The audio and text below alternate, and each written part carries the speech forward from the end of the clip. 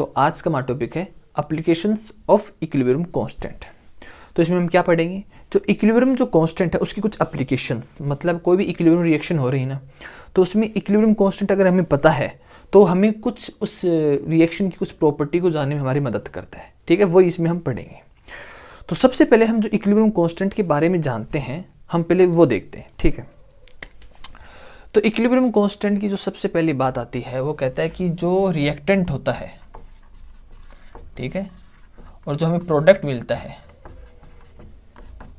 इन दो, एक रिएक्टेंट होता है उससे हमें कुछ प्रोडक्ट मिलता है, इन दोनों की जो कॉन्सेंट्रेशन होती है ना एट इक्विलिब्रियम स्टेट, जो इनकी कॉन्सेंट्रेशन होती है वो दोनों की इक्वल होती है। ठीक है, ना तो इसकी ज़्यादा होगी ना इसकी ज़्यादा होगी, दोनों की इक्वल होती है। ये हमें एक बात बताता है, सिंपल सी बात है। इससे पहले हमने पढ़ा है इस बात को कि क्यों ये इनकी कॉन्सेंट्रेशन है दोनों इक्वल होती है।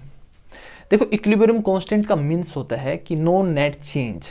जो हमारे पास रिएक्टेंट है वो हमें प्रोडक्ट में मिल गया और प्रोडक्ट वापस रिएक्टेंट में मिल गया, कोई चेंज नहीं हो रहा इसमें, नो नेट चेंज। इसका मतलब इसमें बहुत सी चीज़ें हमें कांस्टेंट मिलेंगी। ठीक है, इसमें सेकंड पॉइंट बोलता है कि जो रिएक्शन है अपने पास, इसका जो इनिशियल कॉन्सेंट्रेशन होता है वो इक्विलिब्रियम कॉन्सेंट्रेशन, जो इक्विलिब्रियम कॉन्सेंट्रेशन होता है ना, उससे इंडिपेंडेंट होता है। मतलब जो इनिशियल कॉन्सेंट्रेशन होता है उसका इक्विलिब्रियम कॉन्सेंट्रेशन से कोई लेना देना नहीं है। मान लो इसमें हमारे पास कुछ दो रिएक्टेंट है, ठीक है, ए एंड बी।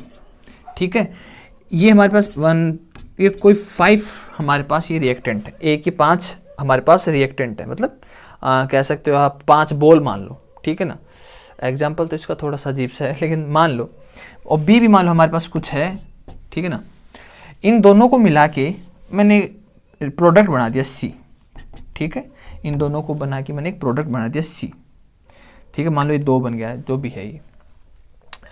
तो ये कह रहा है कि जो इनिशियल जो कॉन्सेंट्रेशन होती है ना, एक ऐसी मतलब मान लो ये जब 5 के 5 ये ना 1 2 3 4 5 जब आपस में टोटल 5 प्रोडक्ट बना लेंगे, ये पूरे के पूरे 5 प्रोडक्ट बन जाएंगे ना ये, तो यहाँ पर एक इक्विलिब्रियम कांस्टेंट होगी, क्योंकि हमारे पास जो रिएक्टेंट है वो खत्म हो चुके हैं ना।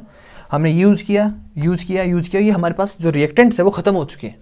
ठीक है, और हमें टोटल प्रोडक्ट मिल चुके हैं 5। ठीक है, मान लो कि इसका ए का कुछ मिला, बी का कुछ मिला, हमें एक प्रोडक्ट मिला। ठीक है, 2 चीज़ों को मिक्स किया, हमें तीसरी चीज़ मिल गई। ठीक है, तो यहाँ इसका जो फाइनल जहाँ पे ख़त्म हो रहा है, मान लो हमारे पास यहाँ पे ये ख़त्म हो रहा है ये। ठीक है, तो मान लेते हैं यहाँ पर जो ये है ये इक्विलिब्रियम कांस्टेंट है, मतलब यहाँ पर इसका कॉन्सेंट्रेशन जो वैल्यू थी इसकी वो ख़त्म हो चुकी है हमारे पास।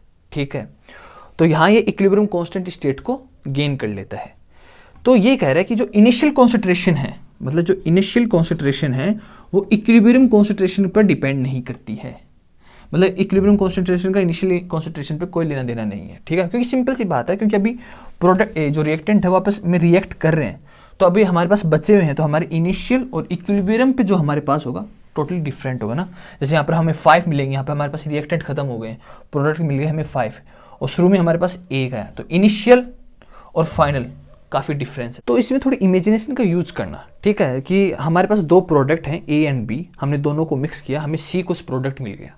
ठीक है, तो एक लिमिट तक हमारे पास A and B product reactant होगी, और एक ही वो जब खत्म हो जाएंगे उतनी ही लिमिट की हमें प्रोडक्ट मिल जाएंगे। ठीक है, तो इसका मतलब जो इनिशियल है, जो स्टार्टिंग का जो है वो इक्विलिब्रियम जो है उस पर डिपेंड नहीं करते हैं। सेकंड पॉइंट हमें ये बताता है। इसमें जो नेक्स्ट पॉइंट हमारे पास आता है कि जो हमारे पास कोई भी इक्विलिब्रियम रिएक्शन है वो कोई गिवन टेम्परेचर पे होगी। ठीक है ना कोई फिक्स टेम्परेचर होगा, जैसे मान लो 737 केल्विन या 637 केल्विन, कोई फिक्स टेम्परेचर होगा उस रिएक्शन का, उसी टेम्परेचर पे वो रिएक्शन होगी। थर्ड पॉइंट हमें ये बताता है, और कहता है कि जो हमारे पास नेक्स्ट पॉइंट हमें बताता है कि जो फॉरवर्ड एंड जो बैकवर्ड, ठीक है, जो हमारे पास फॉरवर्ड और बैकवर्ड जो रिएक्शन होगी, इनकी रेट, स्पीड ऑफ रेट मतलब सेम स्पीड से होंगी दोनों की दोनों।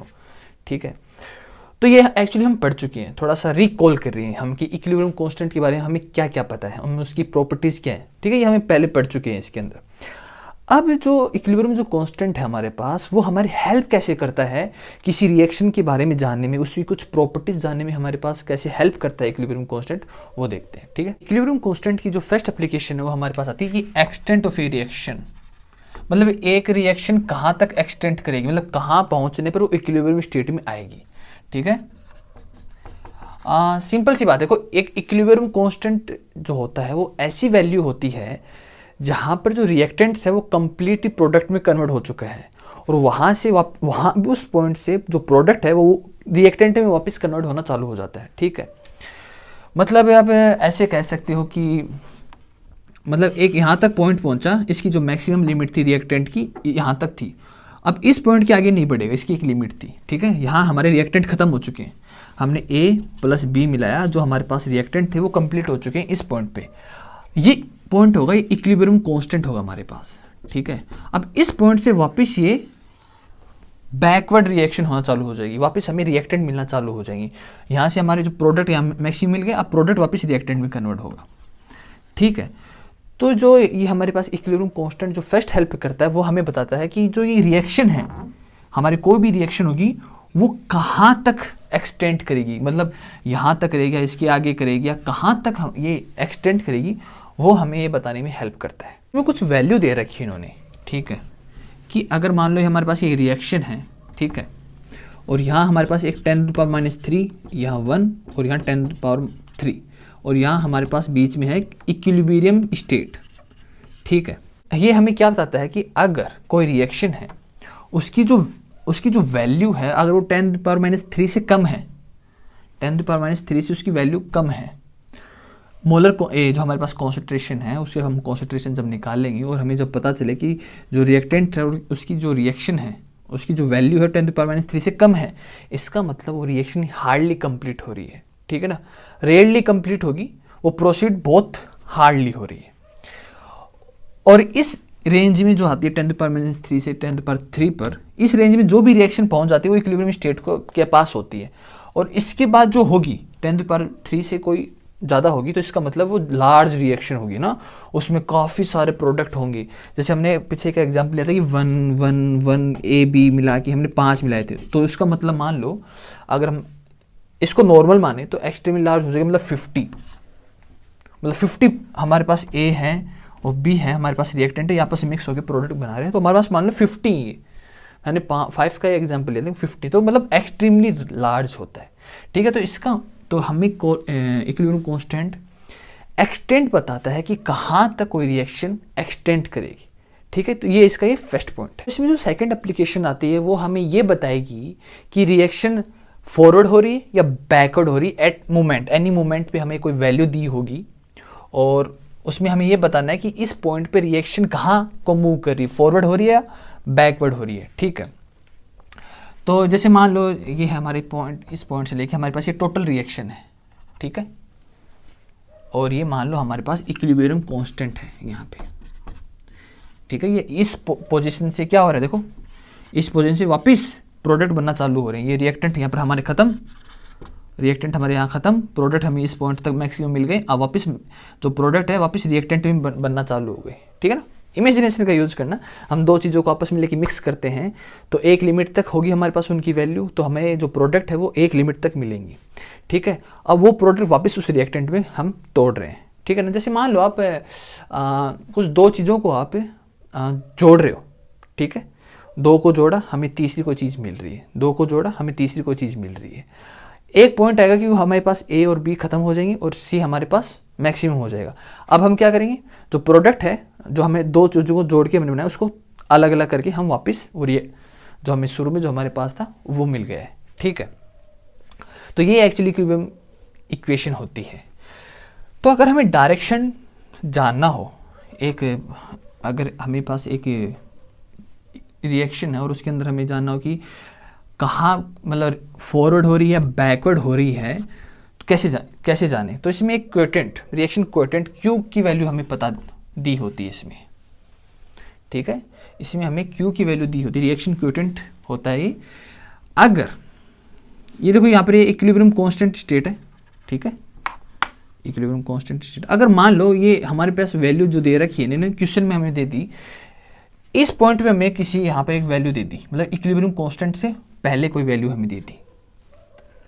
ठीक है, अगर यहाँ कोई वैल्यू हमें दी है दैट मीन्स जो रिएक्शन है वो फॉरवर्ड में हो रही है। ठीक है, इसका मतलब जो रिएक्शन है वो फॉरवर्ड में जा रही है, क्योंकि अभी यहाँ है इक्विलिब्रियम कांस्टेंट हमारे पास यहाँ है। मान लो जैसे 1 2 3 4 5 6 7 8 9 10 11 12, ठीक है 11 कर लेते हैं एक बार, ठीक है। तो मान लो 6 पे हमारे पास इक्विलिब्रियम कांस्टेंट है, मान लो हमें 3 पर दे रखी है Q की वैल्यू, ठीक है। दैट मीन्स जो रिएक्शन है वो फॉरवर्ड में ही मूव हो रही है। अगर यही वैल्यू हमें 9 पर दे दे तो Q की, दैट मीन्स जो रिएक्शन है वो वापस रिवर्स में बैकवर्ड में आ रही है, ठीक है, वो वापस बैकवर्ड में आ रही है। और अगर इसी Q की वैल्यू हमें इसके इक्वल दे दे, इक्विलिब्रियम कांस्टेंट 6 पर दे दे, दैट मीन्स जो रिएक्शन है वो इक्विलिब्रियम स्टेट के ऊपर है, ठीक है। सिंपल, कुछ भी नहीं है, बस हमें एक ऐसी वैल्यू हमें दी होगी क्वेश्चन में, और इसको निकालने का तरीका भी वही होता है कि प्रोडक्ट का मोलर कॉन्सेंट्रेशन लिखो और अपॉन में रिएक्टेंट का मोलर कॉन्सेंट्रेशन निकालो, हमारे पास ये वैल्यू आ जाती है। तो ये हमें हेल्प करता है बताने में कि रिएक्शन फॉरवर्ड हो रही है या बैकवर्ड हो रही है, ठीक है। ये हमारे पास इसकी सेकंड एप्लीकेशन होती है। इक्विलिब्रियम कांस्टेंट के थ्रू इसकी जो थर्ड एप्लीकेशन आती है, हम इक्विलिब्रियम कॉन्सेंट्रेशन कैलकुलेट कर सकते हैं ना। मतलब जो हमारे पास रिएक्शन होती है ना, यहाँ से लेके हमारे पास जो ये रिएक्शन है, इस पॉइंट पे हमारे पास इक्विलिब्रियम कांस्टेंट है, तो इस पॉइंट पे कांस्टेंट तो हमें पता है, यहाँ पर हम कॉन्सेंट्रेशन भी कैलकुलेट कर सकते हैं by help of equilibrium constant की। तो ये इसकी थर्ड एप्लीकेशन, मतलब ये हमें क्या क्या बताता है कि कहाँ तक एक रिएक्शन एक्सटेंड होगी, कौन सी डायरेक्शन में रिएक्शन हो सकती है, और इसका जो इक्विलिब्रियम कॉन्सेंट्रेशन होता है वो कितना होता है। तो ये 3 टाइप से हमारी हेल्प करता है एक इक्विलिब्रियम रिएक्शन को जानने में, ठीक है। बस छोटा है, सिंपल है, ज़्यादा कुछ इसमें है भी नहीं है। इसमें कुछ एग्जाम्पल दे रखे हैं, वो आप खुद देखो तो उसमें समझ में आ जाएगा, ठीक है। और आई थिंक ईजी है, ज़्यादा कुछ इसमें मुझे नहीं लगता कुछ है इसमें कुछ खास, और आपको समझ में आ गया होगा, आई होप।